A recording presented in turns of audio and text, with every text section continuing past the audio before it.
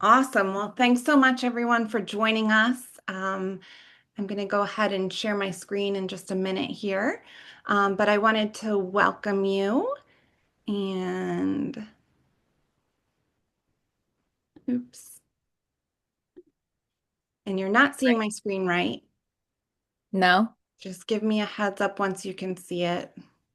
I see your screen. Okay, awesome. You're seeing the It's just not presentation presenter here? mode, right? All right, awesome. Well, like I said, welcome to everyone present, and anyone who's going to watch our recording after the fact. We're really excited to have you here. Today, we're going to talk about what you need to know before you sell your business. But I wanted to say a very special thank you to Kelly Steyn, a real estate agent I've known for years. For being present and just talking this out with me because we had an awesome interaction not that long ago of just how there's a lot of overlap between real estate and businesses that are for sale and selling. And so we're going to have that conversation today. I will share a little bit with you about my tips and tricks for selling businesses and just what you need to know before you enter that process. So in just a moment here, my screen is not advancing. So Kelly Steyn is a licensed realtor with eXp. We first met, I would say probably 4 or 5 years ago. Is that right, Kelly? Yeah, 5 years Yeah. ago now at this point. Yeah. And so we were both at Keller Williams, where I was the chief operating officer starting teams through our flagship team called Philly Living, and Kelly was our sales manager. So I got to know her very well on the leadership team through that. And I'm just so thankful she was in my life. Everything I know about real estate, I probably learned from Kelly.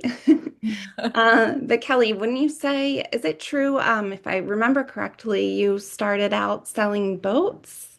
Is that right? Well, that's funny that you bring that up. I Yeah. sold boats while I was starting my career in the resale side of real estate. So I started in 2007 as new construction, and New then I construction. moved to resale and as an independent agent in 2010. And that year, I guess it was that year, yeah. For part-time job, I was the assistant to a boat, yeah, yep, Yeah. sales company. And And I knew so, about the new construction. So, when it comes to Kelly, she knows a lot about real estate. So, I was excited to do this with her and talk it through with her because you're going to see a lot of parallels to real estate and selling businesses, like I said. So yeah, thanks for being here. yeah, thanks for doing this. I think it's a great segue of real estate and, small business. We both love small businesses and advocating for them and, um, making sure that their hard work when they sell it, that they get some money for all that hard work that they've done. Yeah. Yeah. So, in terms of my background, I spent 20 years in marketing and operations across so many different industries. Like I said, I came to real estate about 5 years ago, was working with real estate teams and various aspects of real estate. I became a licensed agent not that long ago, and I had previous experience selling businesses privately. And then most recently, I acquired J&E Business Group, which is a business brokerage listing businesses for sale and selling them privately. So that is a little bit about my background and why I wanted to share today. And we'll get more into it, I'm sure. So I wanted to talk a little bit about J&E Business Group. It was owned by Harry Jeffries and Larry Etherton, two longtime real estate friends who founded this business in their retirement back in 2014. The business has about nine associates, so we work together pretty well in terms of finding buyers for everyone's listings and really just collaborating on the listings and the businesses for sale. So if you want to check it out, go check out jebusinessgroup.com and you'll see all of our associates and how we operate. We do also do marketing and operations consulting, which I'll mention a little bit later in terms of what a business that is getting ready to sell might need in those regards. Um, So, like Kelly and I mentioned, we want you to know, we want you to be prepared when you're selling your business. So, today we're going to cover a lot about process, a lot about what to expect when working with a broker, and some tips for ensuring that you get a really good, transaction in terms of selling your business. So, first up, the selling process. What I want you to know is that you're going to work with a broker. If you chose to work with a brokerage like J&E Business Group, you would be working with them on an accurate valuation of your business. And we're going to get into what that looks like in just a minute. But also, you're going to be working with them towards confidential marketing. And what that means is we're going to list your business privately. When we bring buyers to the table, they don't necessarily know what business uh, is selling, but they might know the industry that it's within. And so we're working on confidential marketing up front until a non-disclosure is signed. And after that point, we also have marketing materials and packages that we develop that are about the business and have all the nitty-gritty details, the financial packages, and that sort of thing involved. So you will work with a broker who's experienced in marketing your business, both private, confidentially and privately. Kristi, can I interrupt you? Yeah, Sorry. absolutely. You, thinking of this, like, so if you're thinking of buying a business too, you want to hook up with a broker sooner than later because they know of these opportunities, right? Yes, absolutely. So we help businesses sell. We also help them help individuals buy. So we have buyer representatives on our team that will also work with you to find the right business, whether it's a listing that we have or it's a business that we know is available on the market. Okay. Good question. And yeah, feel free to ask me any questions so we can learn more. Um, so next up, another aspect of what a broker does is really work with the buyers to qualify them for the seller on behalf of the seller, and we negotiate on behalf of the seller, just like a listing agent would on the real estate side. So in terms of qualifying them, we are understanding their financials, where their payment would come from for acquiring the business, working with SBA lenders and attorneys and all kinds of things that interface with your business transaction. So we're working towards that smooth closing on your behalf. In fact, we do see a lot of people who have tried to sell their business on their own and end up coming to us because it's a lot of conversations, it's a lot of negotiating, it's a lot of things, especially if they're trying to sell their business quietly behind the scenes. If they have a team, they are coming to us for that reason because we'll handle everything quietly without their employees knowing. That makes sense. And even like if they want to sell it like to family or long-term partners or something, that would make sense to still have you involved, right? To get Absolutely. it Yeah. all. Yep. And just helping to verify, looking at the valuation, which is perfect timing because I just wanted to make sure that you know of some details in terms of the valuation and what to prepare for. If you're selling, you're going to make sure that there's a number of things that you're going to bring to the broker when they do the valuation for you.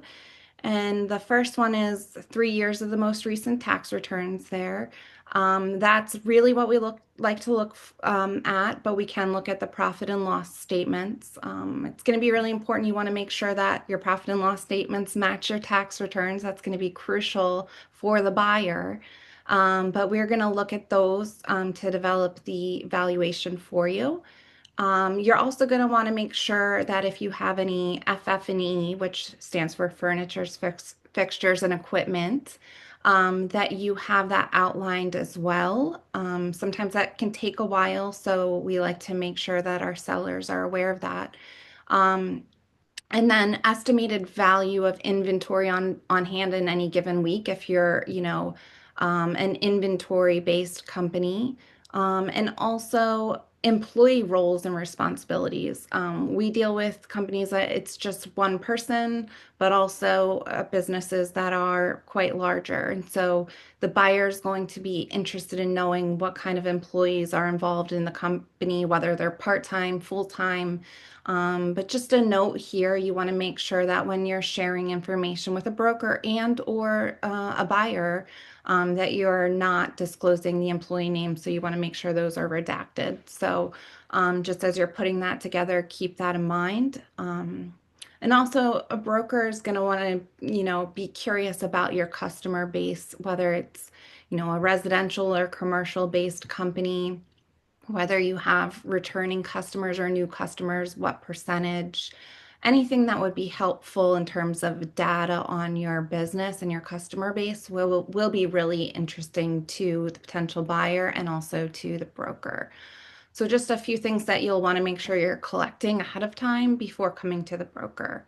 Would they want, I'm thinking of myself as a buyer, like multiple years of explanation of customer base data? I don't think so. Just Okay. overall data or information that would be helpful to the buyer. Anything that's going to be a potential question of the buyer. The more that you can provide, the better the story you can tell in that marketing. And then for the list of employees, are you giving salaries there, or is that already part of the P&L, I guess? You can provide salaries, yes. So I would say whether they're part-time, full-time, yes, what they're being paid, whether it's hourly, salaried, and that sort of thing. Yeah. Okay. Because that does come up. We've had, situations where entire families are leaving a company, and some of them they're not necessarily the main operator, but they are employed. And so there's questions around that. Were they working for cheaper, for example, or, just because they were maybe getting a distribution from the company, how does that impact the buyer when those individuals are replaced? Makes sense. Good question. All right. After we collect that information, you're going to work with the broker on the determining the valuation range. And there is a process we will take you through by looking at your tax returns and using rule of thumb multiples. So that is the second step.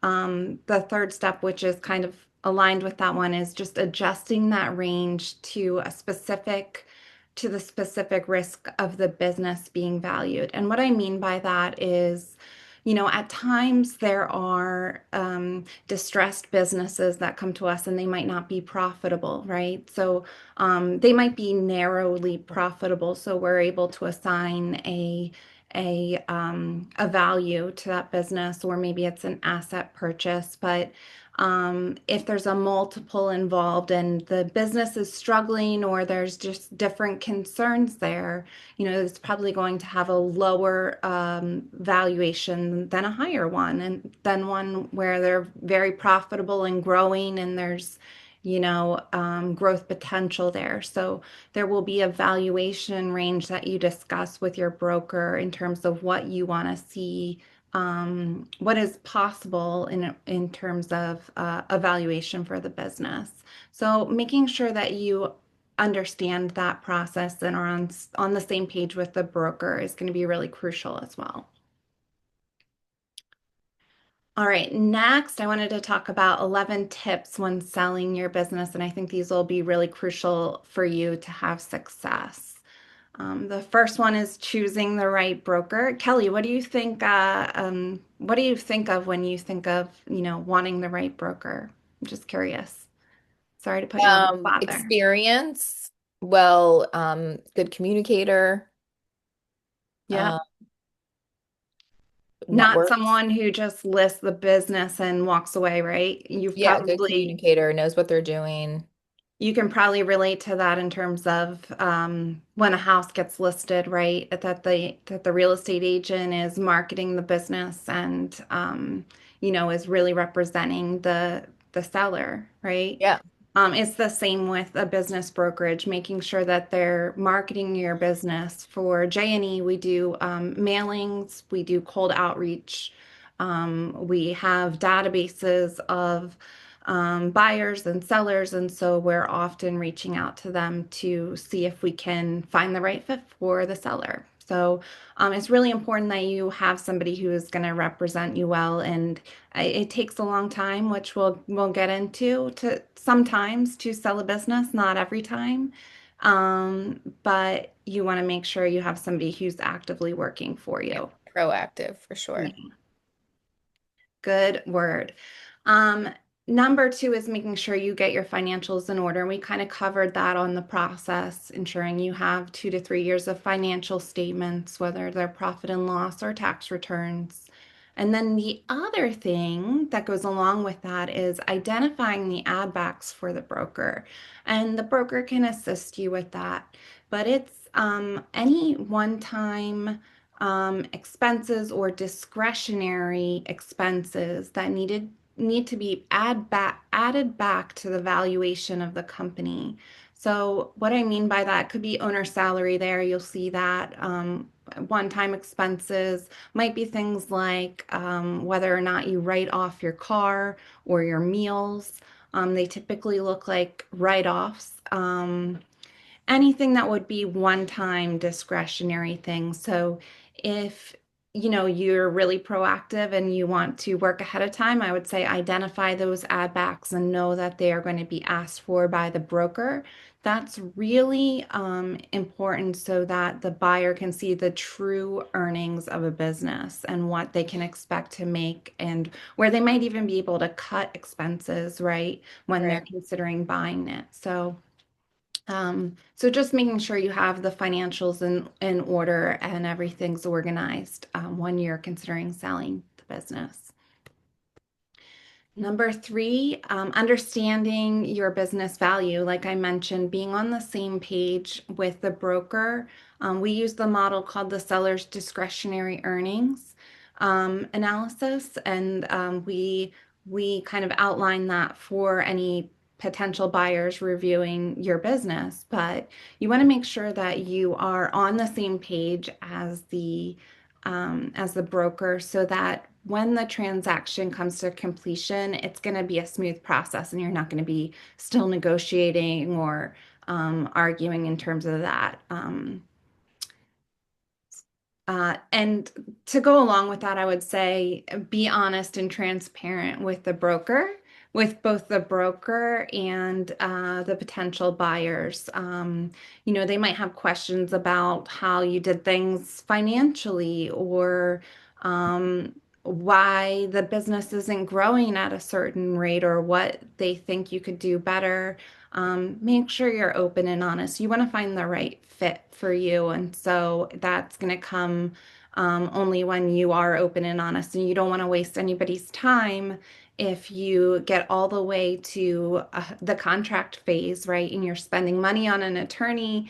And maybe there's something you haven't been open and honest about, and the transaction doesn't go through. I've seen that. So you definitely want to be upfront so that you have a smooth process throughout the transaction.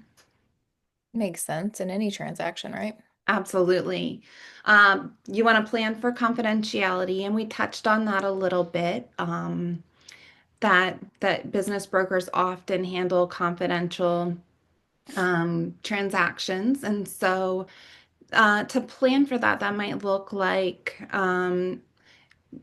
sharing when someone can do a walkthrough of the property. If you have employees and you don't want them to know that your business is for sale, we see that often. Yeah. So plan for confidentiality. How is that going to be handled? What do you want said about the business so that it's not identified right away and until there's NDAs in place? There's, redacting information on employees, for example, or tax returns. Just making sure you have thought that through when you're thinking of selling the business, because you don't want to have to lose employees or things like that for not handling that sensitively. Number six, I would say, is the due diligence process. in the due diligence process that happens after your business has been signed, like you've signed a contract with a potential buyer, there's a due diligence period typically following that for a limited period of time where the buyer's going to want to review documents, things about your business. So some of those things might be leases, contracts, tax returns, payroll. And those items are usually shared somewhere in the process when there's a letter of intent to purchase the business. But just giving the buyer the opportunity to review that information and make sure that everything is as you said it was. So, you want to make sure that you've kind of gathered those materials, you know where those are so that it is a smooth process. And along with that, a lot of times I've seen sellers who don't have standard operating procedures in place, but they are requiring training or the buyer wants to be trained for a certain amount of time following the transaction. So sometimes they're scrambling at the last minute to create standard operating procedures or training materials or figure that out. So you just want to be prepared for that and making sure you've either completed that or you have a plan to complete that by the time you're going to sell your business. I will say that at J&E Business Group, I mentioned that we do marketing and operations. We can also assist with standard operating procedures. So that's an aspect of what we do to help companies grow. It's really important that you have them in place for efficiency, for in case anything happened to the owner or a key member of the team. But it also helps when businesses are ready to sell. So if that's something you're interested in pursuing and learning more about, we can absolutely help with that. I have a question. How long is this due diligence period generally? It can range, but I typically see like a 30-day period or like 1 to 2 weeks even after things are contracted. And it's after it's contracted because you don't want to disclose your actual clients at times or contracts until someone has actually moved forward and purchased it. But there's typically a clause in the contract around due diligence, giving the buyer the opportunity to review and confirm everything.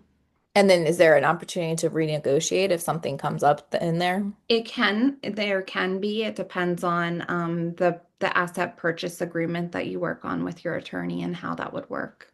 Okay. Yeah, good questions.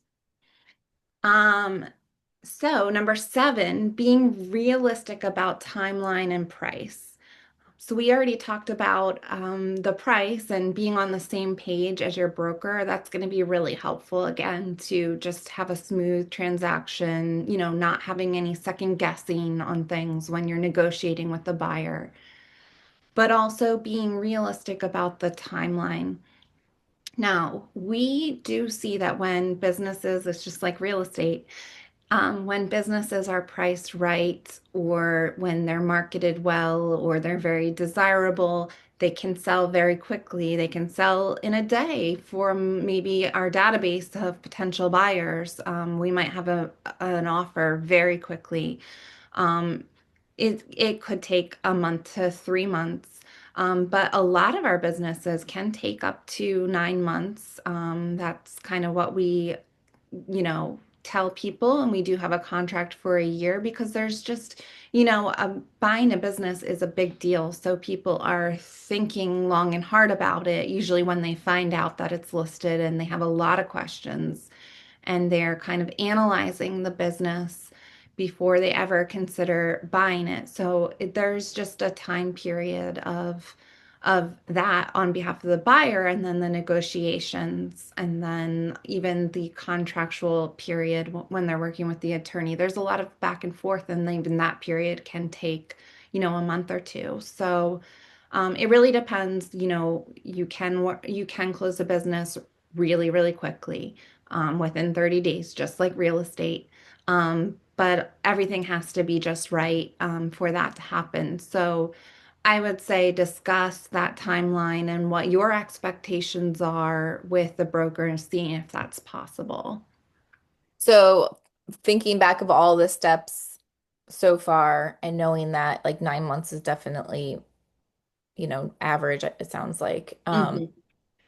If I was thinking to sell my business, I should probably connect with a broker a year Now. and a half before actually wanting, or 2 years, I more like ideally to get all ducks in a row, and maybe even longer if my books are pretty messy. Yeah, Um, I mean, sometimes we've done valuations and said, hey, if you wait a little bit longer and you get your revenue up, maybe your business would sell for this, right? Or we're giving them tips. And so it really depends, but having that open conversation is helpful. yeah. Okay. I have had businesses where they're like, hey, we want to sell by the end of the year, and there's 3 months out, and we've sold them. Yeah.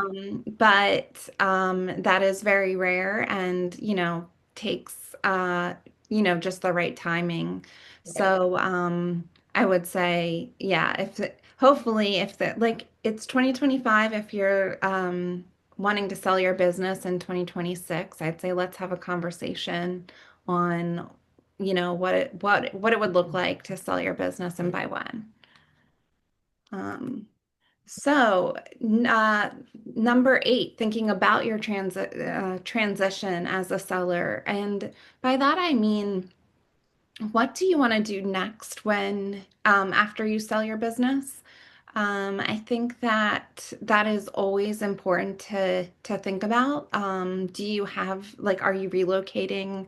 Do you have another business in mind that you're going to run? Are you going to be available to help the buyer, transition and train them? And how long do you want to be involved? Um, Even things like, do you want equity in the business once you sell it, so that you can continue helping them and guiding them? So I mean, we see all different scenarios. Some people just, want a quick sale. Others don't. They really want to stay involved. And so making sure you know how you're really feeling because selling your business is a big deal. So, making sure you think about that transition is really important there. And along with that is focusing on the fit, not just the price. And by that I mean the buyer. Is the buyer the right fit? Do they have the right background for your business? Or would you need to train them a lot? Could they do it? What about their personality? If they're going to be the new owner of your business, are they the right fit for your employees? And, not every seller cares about that, but I think if you want your business to thrive after you sell it, you're going to focus on that right fit, not just what you're going to get for it. Yeah, that's important. Considering how the valuation impacts financing. So this is a real fun one, because depending on how the buyer wants to purchase the business, right? If it's a smaller business, they might use a HELOC to purchase that business. Um, where a home equity line of credit, right, Kelly, on the house. Yeah. And that comes out of of the buyer's personal assets and their ability to buy, right? Then there's maybe you are working with a hard money lender or somebody who is helping you acquire that business. That we see that often, or investors that are investing. And then the other option would be an SBA loan or a small business administration loan. And if those are involved, and if an SBA loan is involved, it's important that the valuation for your business was done properly and vetted by an SBA lender, which we typically always do. And there's a lot of different criteria that the Small Business Administration has to go through in order to vet a business. And so it's just important that you know that, because not all businesses qualify for an SBA loan. So knowing how the valuation impacts financing is important because the broker is going to need to tell the buyer, hey, this business qualifies for an SBA loan or this one doesn't. Um, if you are going to move forward with a purchase, you'll either need to bring the financing on your own, whether it's, your personal cash or a hard money lender or a HELOC or some other means if it's not going to qualify. So just a heads up on that. And then an aspect of that, for example, in terms of how evaluation is done and structured would be if there's real estate involved in the transaction, in the business as an asset of the business. Typically, an SBA lender would tell you that the real estate value has to be 51% of the total valuation of the business. So these are things, there's a little tip for you from an SBA lender, Yeah. but these are things that you need to consider when structuring the total valuation of your business. Interesting. And that's only for SBA loans, though, right? That's for SBA loans. Yes, Yeah. that's correct. So it can be structured differently, um, but you're going to need to bring a buyer that, has their own financing, or yeah, a way to purchase your business. Distressed businesses are not going to qualify, for example. So things to keep in mind there. Right. And then also, number 11, Kelly, consider the real estate. Again, if real estate is involved in the sale of your business, if you're selling the building, for J&E, we really require that the real estate is also listed under an agreement with a licensed realtor. It does not have to be on the MLS, but something you should know is that only the owner or the licensed agent can discuss the property. So if your building is not listed with an agent, they're not able to show the property and discuss with your potential buyers. So we work with licensed agents in that case to show the property and answer questions about the real estate. Kelly, can you tell everyone why that's important? Well, I think it's the law, right? If you're selling real estate That's as right. a professional, you need to Yeah. be licensed in that field. Yes, you cannot sell real estate or attempt to sell real estate without a license. So that's why, only a licensed agent is able to have those conversations about your building if you're a seller with real estate involved in the transaction. So we play by the book, and it's an important aspect for you to consider if you are selling your property. So That's the, so those are my tips today. Do you have any questions for me on the process or any of the tips in general? Anyone else on the call have any questions? I think mine was more of just like preparing, and that's where I find it's so important for people in general, especially if they're getting close to retiring and wanting to figure out what they're going to do with their next step. Yeah, Really, it sounds like they should talk to you, years in advance. yeah, It doesn't have to be, but ideally, to have the best preparing and best outcome is to talk at least a year or two in advance to actually making that move. yeah. And no offense against any attorneys, but a lot of times they undervalue the business and or will say it's not worth it or it's too long of a process, but that's not necessarily the case. And so I would say give it a shot and sell your business. Don't just close the doors because you're gonna have a great return on investment if you do it. And plus you are helping somebody else, whether they are going to be a first-time business owner or they want to expand their business. So I'd say, and it helps the local economy to do that as well. It helps the clients. It's a win-win for everyone. But yeah, we've seen all kinds of things where sellers are really surprised on how much they could make from selling their business. And yes, there's a lot involved. But it also is pretty straightforward and simple if you're able to gather your materials and stay organized about it and then let the broker manage all the conversations on your behalf.